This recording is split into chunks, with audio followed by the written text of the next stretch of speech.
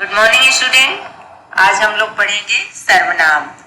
आप नीचे देखिए, ये एक स्टोरी है, कहानी है और यहाँ पर नाम दिया गया है, लेकिन नीचे बॉक्स में इसी स्टोरी को दोबारा लिखा गया है और इसमें सर्वनाम शब्दों का प्रयोग करते हुए ये कहानी फिर से लिखी गई है। यहाँ पे सर्वनाम शब्द कौन कौन सा है जो बॉक्स में है वो देखिए। सेंटेंस, वहाँ वे, ये सर्वनाम शब्द है। फिर इसके बाद वहाँ आया, ये सर्वनाम शब्द है। और वाड़ी का बैग लेकर भागा। रोहित और वाड़ी ने उसका क्या है? सर्वनाम शब्द है। पीछा किया, वे क्या है? सर्वनाम शब्द है। चोर चोर चिल्ला रहे थे। फिर इसके बाद सर्वनाम शब्दों का प्रयोग हुआ है उनकी। आवाज सुनकर आसपास के लोग भी चोर को पकड़ने के लिए दौड़े। उन्होंने क्या है? सर्वनाम शब्द है। चोर को पकड़ लिया, उसके पास, उसके क्या है? सर्वनाम शब्द है। वाड़ी का बैग था, तभी बाजार में एक सिपाही भी आ गया। उसने, वह, ये दोनों शब्द सर्वनाम शब्द है। बैग वाड़ी को दिया और चोर को लेकर चला गया। फिर इसके बाद देखेंगे सर्वनाम शब्द किसे कहते हैं। वाक्यों में जिन शब्दों का प्रयोग संज्ञा के स्थान पर होता है उसे सर्वनाम शब्द कहते हैं। जैसे आपका दिया हुआ है मैं, मैंने, मेरा, तुम, तुमने, तुम्हारा, ये जितने भी शब्द हैं ये सर्वनाम शब्द हैं। अब आप नीचे कॉलम में देखेंगे एक वचन से बहुवचन में कैसे सर्वनाम शब्द बनता है, तो ये आपका बनाया हुआ है। मैं से क्या हो गया है बहुवचन में? हम। फिर यह से ये बहुवचन के शब्द हो गए हैं सर्वनाम शब्द, और इधर एक वचन के। अब सर्वनाम शब्द के कितने भेद होते हैं? तो कितने होते हैं? 6। कौन कौन? पुरुषवाचक। पुरुषवाचक किसे कहते हैं?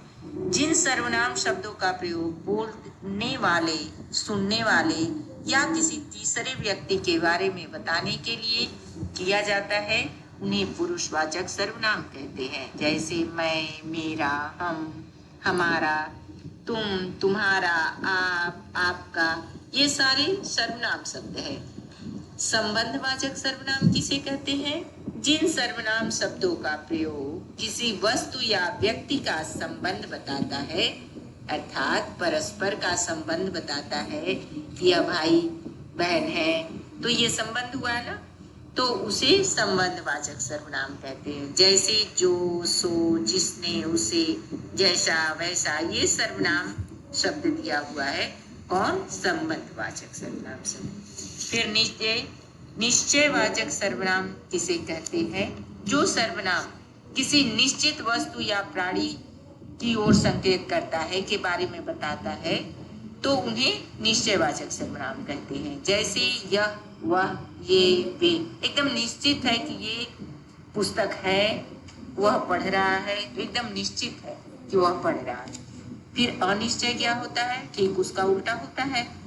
जिन सर्वनाम शब्दों से किसी निश्चित वस्तु या प्राणी का बोध नहीं होता है उन्हें अनिश्चयवाचक सर्वनाम कहते हैं। जैसे कोई, कुछ। अब यहाँ पर जैसे कहते हैं देखो दरवाजे पर कोई खड़ा है, पता नहीं है, अर्थात ये अनिश्चयवाचक सर्वनाम कहा जाएगा।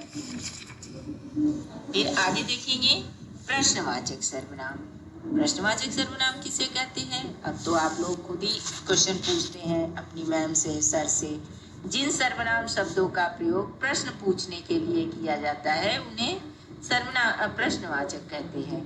जैसे क्या, कहाँ, कौन, कैसे, ये आपकी प्रश्नवाचक सर्वनाम है। फिर एक और बचा निजवाचक सर्वनाम। जिन सर्वनाम शब्दों का प्रयोग स्वयं के लिए करते हैं उन्हें निजवाचक सर्वनाम कहते हैं। निज मतलब होता है अपना, जैसे स्वयं, खुद, अपने आप, स्वतः, जो काम स्वयं करते हैं उसे निजवाचक सर्वनाम कहते हैं। तो आप लोग अच्छे से याद करते रहिएगा। धन्यवाद।